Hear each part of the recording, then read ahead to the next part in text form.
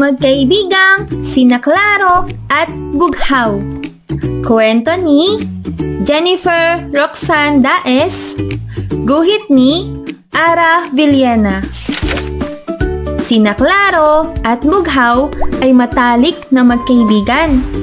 Mula sa pagbaba sa lupa, pananatili sa ilog o sa palayan, hanggang tawagin ni Haring Araw at pagpapahinga muli sa ulap, sila ay laging magkasama.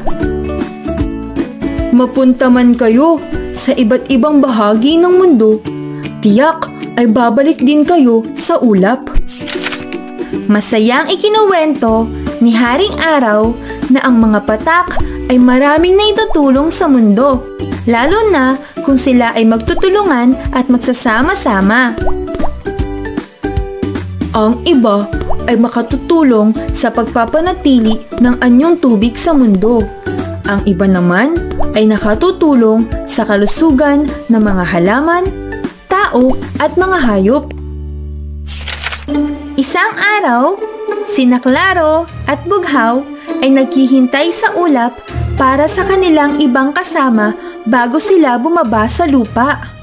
Makalipas ang ilang oras, unti-unting bumigat na ang ulap dahil sa dala nitong mga patak. Naku! Ang sikip-sikip na! Mukhang oras na para tayo ay bumaba!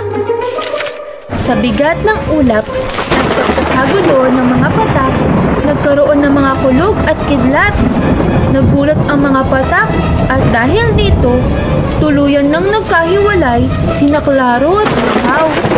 Nagsimula ang pagbuhos ng malakas na ulan. Bughaw! Bughaw! Nandito ako!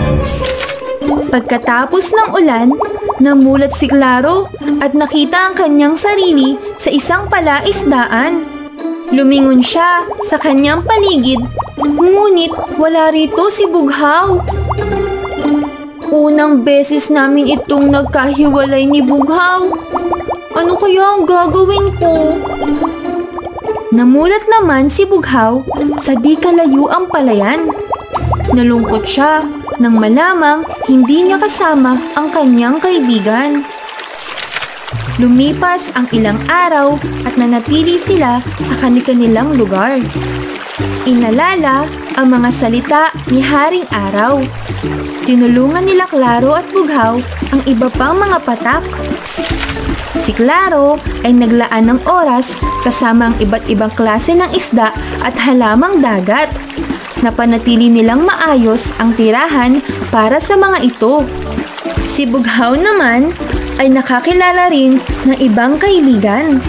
Natuto si Bughaw kung paano pumila sa loob ng halaman upang makarating sa mga dahon nito. Dumating din ang pinakahihintay na araw ng dalawang magkaibigan. Nasasabik silang makita ang isa't isa para magkwentuhan tungkol sa mga naging karanasan nila mula nang sila ay magkahiwalay. Panatag ang kanilang loob habang sila ay umaakyat kasama ang iba pang mga patak ng ulan. Lumapit si Claro sa Haring Araw at ikinuwento ang mga ginawa niya sa palaisdaan.